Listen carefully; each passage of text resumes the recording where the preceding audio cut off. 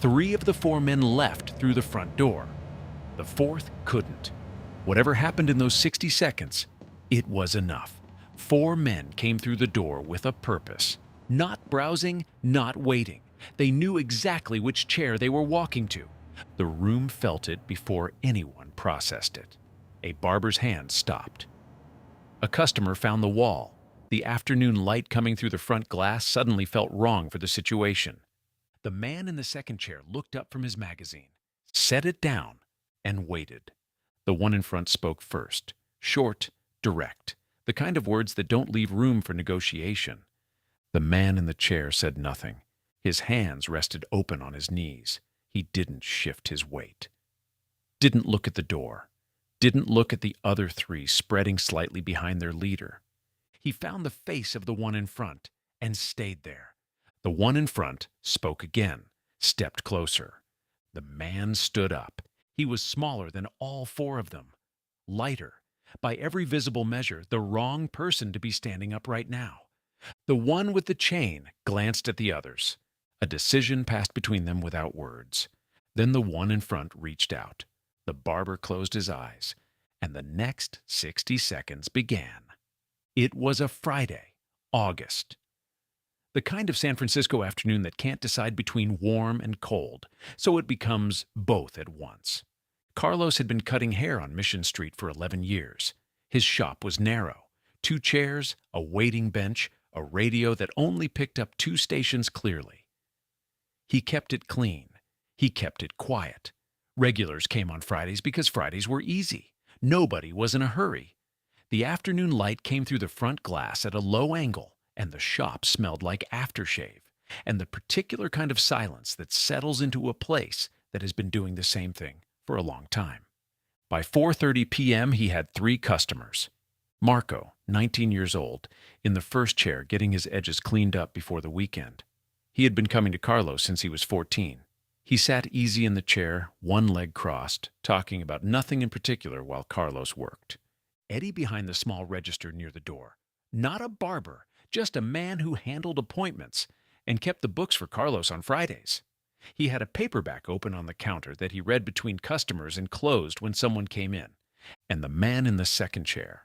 He had come in around 4:15, sat down, said he just needed a trim, nothing complicated. He was small, maybe 5'7", 140 at most. Quiet. He had picked something to read from the stack on the bench and settled in while Carlos finished with the customer before him. Eddie noticed him the way you notice someone who doesn't ask for attention. Just a man getting a haircut on a Friday afternoon. Nothing about him that made you look twice. That changed at 4:41. The door opened and 4 men walked in. Eddie saw them before he heard them. The way they moved, spread slightly, not touching, each one covering a different part of the room's entrance. That wasn't how customers walked in. That was something practiced, something that had worked before in other rooms. Marco's hand gripped the armrest. Carlos stopped mid-cut, scissors open, comb in the other hand. Frozen between 2 thoughts. Eddie's back found the counter before he decided to move. The 4 men moved toward the second chair. The man sitting there finished what he was reading, set it aside with one hand, then raised his eyes to the one in front. Slowly, the way you look up when you've reached a stopping point, not because something interrupted you. He took in all 4 of them, then settled on the leader. The leader was maybe 6'2", heavy through the shoulders, a chain on his belt. He had the kind of face that had stopped being surprised by things a long time ago. The neighborhood called him Diablo, a name he had picked up at 17 and never corrected. Former amateur boxer. 23 fights, 19 wins. He moved the way men move when they know exactly what their body can do. Diablo pointed at the man in the second chair, said something low. The man didn't answer. Diablo said it again, slower, the way you say something the second time when you want to make sure the other person understands the situation has only one direction. And Eddie, standing 8 feet away behind that register, recognized him. He recognized him the way you recognize someone when the context is wrong. A face that belongs in a different frame, a magazine, a poster, somewhere with better lighting and more space around it. and your brain spends a half second deciding whether to trust what it's seeing. He trusted it. The paperback on the counter was still open. He didn't close it. He didn't move.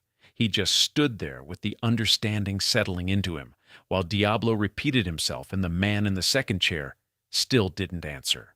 He leaned toward Carlos without turning his head, whispered a name, 2 syllables. Carlos heard it. Something changed in his grip on the scissors. He looked at the man in the second chair. Really looked, the way you look when you're checking something you've already been told. And then back at Diablo, and whatever calculation was running behind his eyes had no clean answer. He said nothing. The man in the second chair was Bruce Lee. He was in San Francisco for a meeting the following morning. He had stopped at Carlos's shop once on a previous visit, and on his way from the hotel he had come in again. A trim. Nothing complicated. He was supposed to be done by 5. He had been through this neighborhood before, had stopped at Carlos's shop once on a previous visit, and on his way from the hotel he had come in again. A trim. Nothing complicated. He was supposed to be done by 5. He didn't look like what people expected when they heard the name. That was the problem. That had always been the problem. Diablo stepped closer. His crew fanned. 2 to the left, 1 staying near the door. The one near the door scanned Marco in the first chair, then Eddie, then settled on the wall like he was there to make sure nobody decided to use it. Diablo said something else. This time it wasn't directed at Bruce. It was directed at Marco, the 19-year-old in the first chair. The kid who had come in for his edges and found himself in the middle of something he had no part in. Diablo put one hand on Marco's shoulder. Not hard, just present, the kind of weight that tells you it can become something else very quickly. He turned to Bruce, said, "You want to make a problem here? The problem doesn't stay with just you." Marco went completely still. His eyes went to the mirror and stayed there, watching everything in reflection, too afraid to look directly. Carlos's hand dropped to his side. Eddie did the math on the door, the one with the crew member standing in front of it, and looked back at the floor. Bruce took in Marco, the hand on his shoulder, the blocked exit. Then he turned back to Diablo. He asked one question, quiet, unhurried. The way you ask something when the answer doesn't change what you're about to do. "You've boxed before?" Diablo didn't answer. His crew exchanged a look behind him. Bruce nodded once, the small nod of a man who has heard the answer he expected. He stood up. He was shorter than Diablo by 5 inches, lighter by 60 pounds. He stood with his hands loose at his sides, weight distributed, and regarded Diablo the way a man regards a problem he has already solved and is now simply waiting to finish. Diablo pulled something from inside his jacket. Short, heavy. He held it at his side, not raised, not threatening yet, just present. The way the hand on Marco's shoulder had been present. Carlos covered his face with one hand. Eddie stopped breathing. Marco stared into the mirror and watched everything unfold in the glass without turning around. Bruce glanced at the object in Diablo's hand. Once. Briefly. The way you check a clock. Just confirming the time. Then his eyes came back up to Diablo's face and stayed there. "You can still walk out," he said. One sentence, no performance behind it, no raised voice. The way you say something when you mean it completely and have no interest in repeating it. Diablo laughed. Genuine. Short, from the chest. He looked back at his crew and the laugh was answered, and then he turned back to Bruce, and what replaced the laugh was something harder and older. 4 years. Dozens of rooms. Nobody had ever made him use what was in his hand. The walk was enough. The numbers were enough. Nobody stayed standing. He reached out with his left hand and grabbed the front of Bruce's shirt. His right came off his hip immediately. A straight punch, the kind built from 23 fights of muscle memory. Shoulder driving through, full weight committed, no hesitation, and no doubt. The space where Bruce had been was empty. The fist moved through air. All that weight, all that certainty, carried forward with nothing to stop it. Diablo stumbled into the space where a man was supposed to be, and before his feet could renegotiate with the floor, something intercepted what remained of his forward drive, and the tile came up to meet him. He hit the ground hard.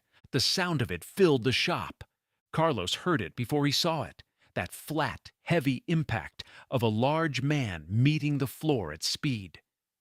His head came up. His hand dropped. Marco's eyes went wide in the mirror. Diablo was down. It had taken less than 2 seconds. The second crew member moved without hesitating.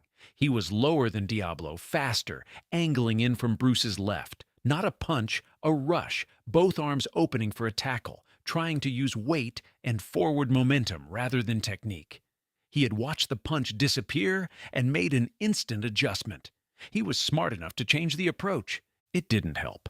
Bruce stepped inside the reach, not away from it, into it, redirected the man's momentum sharply downward, and the floor came up to meet the second one faster than it had met the first.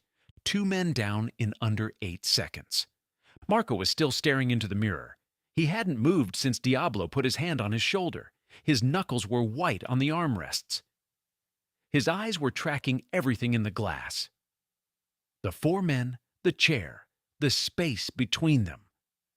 And when Diablo's punch moved through empty air and the floor came up, Marco flinched from the sound of it, even though the impact was 4 feet away. He watched the second man go. He watched the third man stop mid-step and take 2 steps back and leave. He watched the one near the door. The one who had been watching him realized the calculus had changed and used the exit before anyone asked him to stay. And then Marco watched Bruce Lee sit back down. In the mirror, from 4 feet away. He was 19 years old and he had grown up on Mission Street, and he had seen things that required him to be careful about what he said and where he said it. But he had not seen anything like those 8 seconds. He would think about them for years. Eddie would spend years trying to reconstruct those same 8 seconds and never be able to hold them in order. It was too fast for sequence. His brain had not recorded events. It had recorded a before and an after, with something in between that defied reconstruction. The third crew member was mid-step when the second one hit the tile. He pulled his weight back, stood completely still. His hands came up slightly. Not a threat, not a surrender. Just stopped. The body making a decision before the mind caught up. He looked at Diablo on the floor. He looked at the second man. He looked at Bruce. Bruce held his gaze for a moment. Said something quiet. 2 sentences, low enough that only that man heard them. Whatever the words were, they landed. The man stepped backward twice, turned, and walked out through the front door without looking back. The one who had been near the door was already gone, had slipped out in the first seconds, before anyone in the room processed what was happening. Carlos realized he was holding his breath. He let it out. Diablo was on his knees, pulling himself toward the door by degrees. His right hand was empty. At some point between the punch and the floor, whatever he had been holding had stopped being in his hand. He couldn't identify the moment. He reached the doorframe, got himself upright against it, turned back. Bruce was already sitting down. He had his chance, Bruce said. 6 words, to no one in particular. Just a fact placed into the room. Then he reached for what he had been reading, found his page, and settled back into the chair. Carlos stood at the edge of the second chair. His scissors were still in his hand. He looked at them like he had forgotten what they were for. The shop was completely quiet. The door was still open from where the last one had left. Afternoon air coming through it. That same Mission Street air, warm and cold at once, carrying the sound of traffic that had continued without interruption through the entire 60 seconds. The world outside had not noticed anything. Marco was still in the first chair. He hadn't moved. His knuckles had relaxed from white to something closer to normal, but he was staring at the mirror in front of him, like he wasn't sure yet whether to trust the reflection. Eddie had both hands flat on the counter. Carlos looked at the second chair. Bruce raised his eyes. "You weren't finished," he said. Not a request, a simple statement of an unfinished thing. Carlos looked at him for a moment. Then he laughed, once involuntary, the kind that escapes before the mind approves it. He walked back to the second chair. He raised the scissors. He went back to work. Diablo sat in his car outside for 11 minutes. He knew because he checked the clock when he got in and again when he finally started the engine. His right hand was shaking. He made a fist, opened it. The shaking didn't stop. He had thrown that punch at 100%. He knew what 100% felt like. Had built the last 4 years on what it represented. The absolute promise that if it came to it, he was the person in the room best equipped to finish things. The man in that barbershop had not been where the punch was going. He could not make that fit anywhere inside his understanding of himself. He had been sent to deliver a message. He had not been told who the man was. 3 days later, he found out. He received the name and sat with it and did not ask any follow-up questions, not because he didn't have them, because he understood that no answer would explain what had happened in those 2 seconds between the punch leaving his shoulder and the floor arriving. Some things you can be told about. Some things you have to meet in person, and by the time you understand what you've met, it's already over. Diablo started the engine. He drove home. He did not go back to that block of Mission Street. Not that week, not the week after. He told himself it was for other reasons. It wasn't. Eddie locked the register at 5:15. Carlos swept the floor. Marco had left quietly. Edges finished without saying much.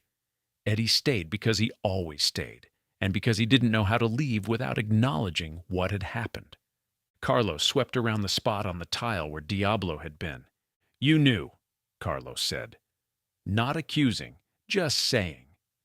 Eddie didn't answer right away. He had recognized Bruce at almost the exact moment Diablo's crew started spreading across the room. He had seen the face 2 months before. He had thought about saying something. To Carlos, to Bruce himself.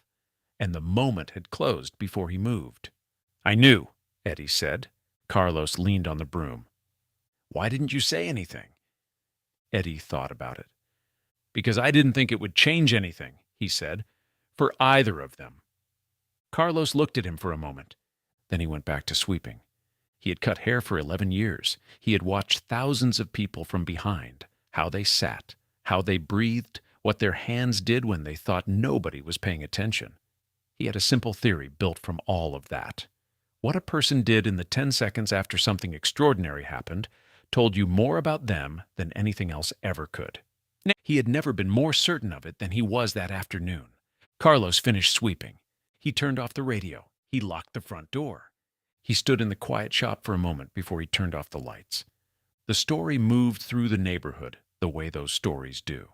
Without reports, without names attached, passed from one person to the next until the details shifted. The person who had sent Diablo heard a version of it within a week. He asked one question. When he received the answer, the name of the man in the second chair, he did not ask a second. He moved on. There are names that close conversations. That was one of them. The crew member who had stopped mid-step, the third one, the one Bruce said something quiet to before he walked out, left the neighborhood within 2 weeks. He had been in the crew for 3 years. He had a reputation, a territory, connections that took time to build. He left all of it. Nobody who knew him could explain it. Nobody asked him what Bruce had said to him in those 2 quiet sentences. Nobody was sure they wanted to know. Some doors, once opened, changed the room you were standing in. The third crew member had walked through one of those doors. Whatever was on the other side of it, whatever 2 sentences from a man in a barbershop chair had put there, was enough to make 3 years of his life feel like something he needed to step away from. He never said why. He never came back. Years later, when the name was known everywhere, in the way certain names stop belonging to a person and start belonging to something larger, Eddie Ruiz would think back to that Friday more than he expected to. Not because of the fight. He had almost not seen it. Too fast. Over before his eyes had finished sending information to his brain. He thought about the question. "You've boxed before?" It didn't change the odds. Diablo hadn't answered. The answer hadn't mattered. But it had cost Diablo half a second. The half second of a man who received something he didn't expect and spent a moment deciding what to do with it. Eddie had watched his face in that pause. Something moved behind his eyes. Not fear, something earlier than fear. The first crack in the certainty of a man who had walked into 100 rooms and owned all of them. That crack was enough. Eddie had tried to explain this to people over the years and never quite landed it. He always ended up saying the same thing. He just knew that when it was over, when Carlos raised the scissors and the afternoon went quiet again, the room felt different. Not safer, not calmer, settled. Diablo built his reputation on the certainty that every room he entered already belonged to him before he walked through the door. 4 years, dozens of rooms. It had always worked. That Friday it meant something it couldn't move. He understood that completely on the floor. Bruce Lee paid, nodded at Carlos, and walked out onto Mission Street. He turned left. The afternoon was still both warm and cold, unable to decide. He had a meeting in the morning. The thing every person in that room would carry forward, Carlos, Eddie, Marco in the first chair, was not what Bruce had done in those 60 seconds. It was what he had done before them. Sat down, waited for a haircut, been entirely himself in a room that was about to require something extraordinary. And when the room required it, he delivered it. And then he went back to being exactly who he was. The haircut was good.